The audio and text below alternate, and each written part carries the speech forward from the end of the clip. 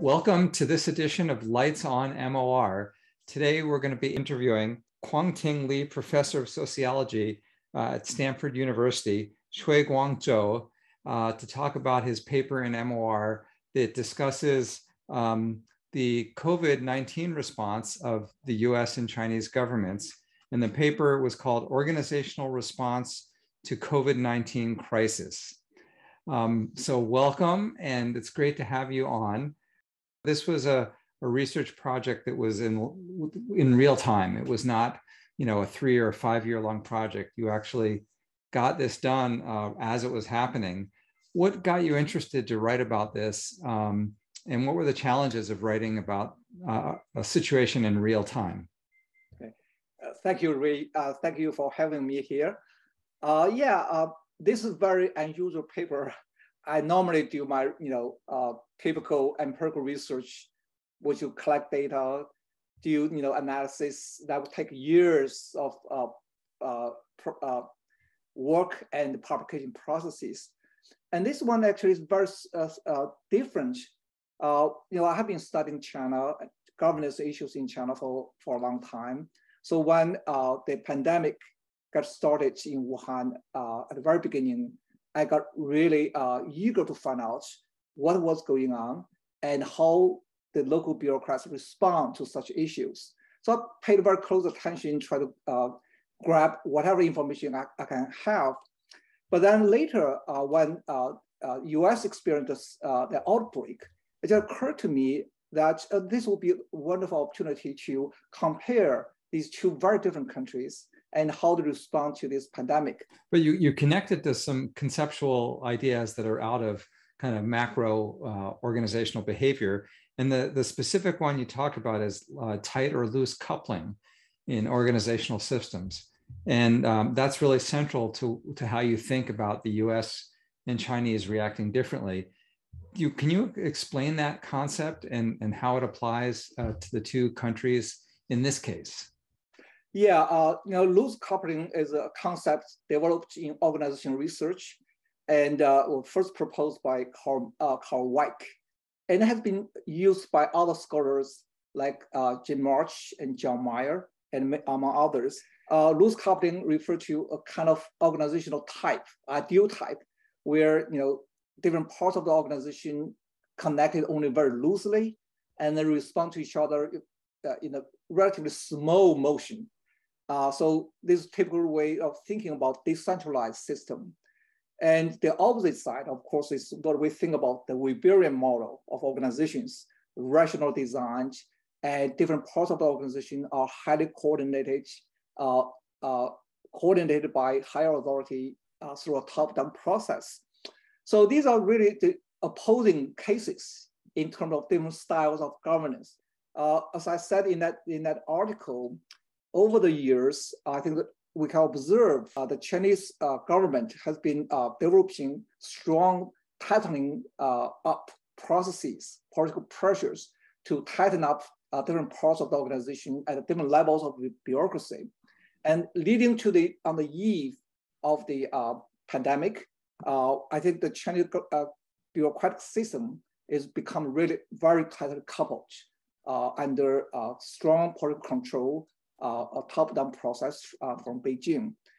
The opposite side, of course, we see the US case where the federal government has a very limited authority to mobilize resources and to implement its CDC policies, right? For example, even today, whether you wear mask or not is still highly debatable, and there was huge variations in local implementations. So this is what we think about a loosely coupled system that in a way is not well prepared to respond to the kind of scale of pandemic we witnessed or experienced in the last 2 years. Yeah. And how did the difference in those systems affect the responses? And I know from the paper, you depict, in fact, both China and the US failed in their initial response. Right. But failed for very different reasons because of their different systems.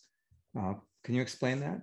I think we have to learn a great deal about the decision-making processes in the US context, because in the last 2 years, I read many investigative reports from journalists and also from other investigations launched by different parties.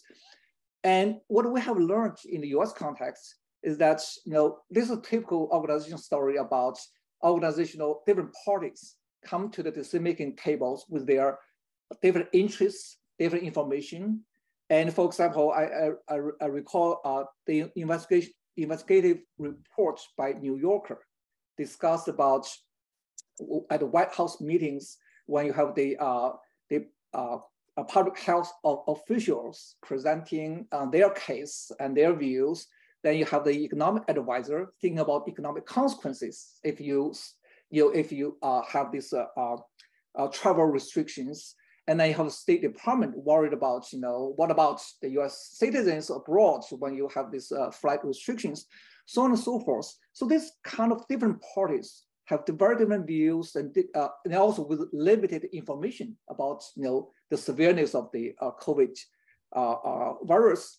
And so this debate is almost like what Jim Martin would call a garbage can process that will end up delaying the decision-making outcomes and missed really the quick response to curtail at least the spread of COVID. I think the Chinese case is a little bit harder to know because the information is still very limited.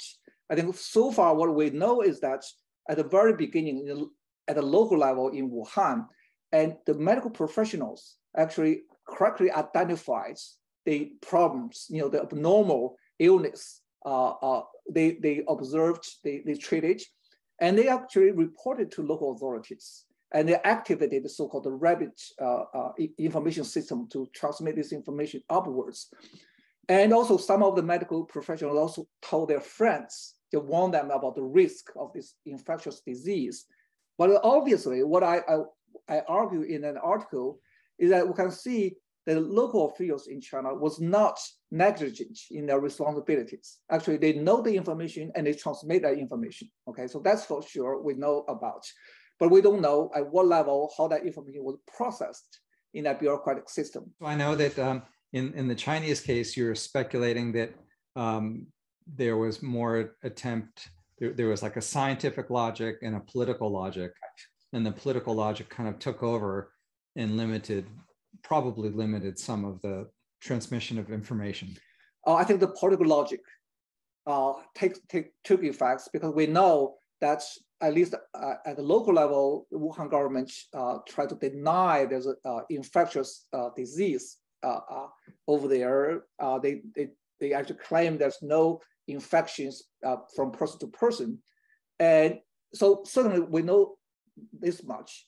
And so there's a political logic or bureaucratic logic at work that prevented government from taking more really serious measures until I think January the 20th, when the very high level they made this major decision to shut down the entire Wuhan city with I think 100 million people in the city. So that's when the kind of tightly coupling system that you have in China was beneficial. So it went from being a disadvantage to being an advantage. Right. Actually, at the early stage, before that, I would say the tightly coupled system actually prevented information processing or decision-making processes. Okay. Otherwise, we'll see local officials, local medical professionals will take actions in response, but they didn't. They just have to wait until they hear from the very top. I think after that, certainly the tire cover system there's the advantage it has because it can mobilize resources. So I think after that early phase, China at least was very successful in containing the virus spread in the next year or two. And now we're in a different phase altogether. This is after you wrote your article. Right. And how do you think about the kind of the tight coupling and loose coupling response at this point in time with the COVID crisis? So we know that loosely coupled systems tend to have multiple sources, multiple channels of information flow, and also a lot of interactions among different parties about their views, interpretations, and what is best strategies. They allow experimentation in different directions. And this is already in the literature. Now, for those of us who study organizations, and this is the kind of things we have discussed about, the advantages of loosely coupled system. So I think also we can see in countries with a loosely coupled system, they tend to respond to changes in environment much more rapidly. So for example, things have changed, in the last 2 years, right? We see with the virus has a mutation, changed, its contagiousness or changes its seriousness or threat to fatal death, whatever. Over time, that changed in that aspect, but also, the level of vaccination has changed. But I think this tightly coupled system had a hard time, partly because there's a learning process. As I said in that article, when you become very successful in the past in your whatever strategies you adopt, then that may actually reinforce your confidence in your past success, in your past strategies, right? So when the environment changes, it makes it much harder for you to recognize new information and new issues need to be addressed, and the discussions and diffusion of information that make these major changes. So I think China is at the moment still struggling to figure out the right balance between, on the one hand, you want to make sure that the spread of virus is contained. On the other hand, you want to have some normalcy of social life on a daily basis. I think one argument I heard is that China does not have that kind of medical resources to deal with if there's a widespread of virus. But on the other hand, we all know, at least for now, the virus does not really cause huge problems in terms of hospitalization or mortality rate. So I think this is still issue to be addressed, to be discussed, to be debated. Yeah. Are there any last comments you'd like to say? A few things I have learned in retrospect. I learned from this episode. One is the element uncertainty given the pandemic we experienced. We always thought about different countries have different organizational capacities in responding to these issues. But if you look at how different countries performed over the years, I have been following this very closely. Actually, I taught my last course on Introduction to Organizations using this theme about how different countries respond to pandemic in this episode as a main theme to connecting these different organizational concepts, models. If we look at how different countries responded, Japan, Korea responded very successfully in the early days, including Taiwan, right? But then some points in time, they ran into problems. They ran into crisis one way or another. So it really led me to think about the way we think about uncertainty, right? So it's less about how well you are prepared, you can deal with it. It's more like the kind of uncertain environment or circumstances that suddenly impose on you. So no matter how well you prepared in the past for other kind of scenarios, and this one you simply would not be able to address successfully. So I think it really makes us scholars much more humble in terms of understanding the organizational phenomena, or the way how organizations organizations adapt to environment, or the environment actually select organizations. So how flexible they are has been put to the test in an extreme way. Absolutely. Absolutely. Although the idea of adapting to the environment, or the environment selecting, environmental selection in the case of countries can't operate the way it does with restaurants. Right. Of course. So it's impossible to have countries selected out. Well, they select out in a sense that they fail to respond in a way people will think are successful, right? So they fail to do the right thing. They fail to lower the mortality rate or preventing unnecessary death, things like that. If we think about loosely coupled system versus tightly coupled system, the tightly coupled system was favored in certain period of that episode.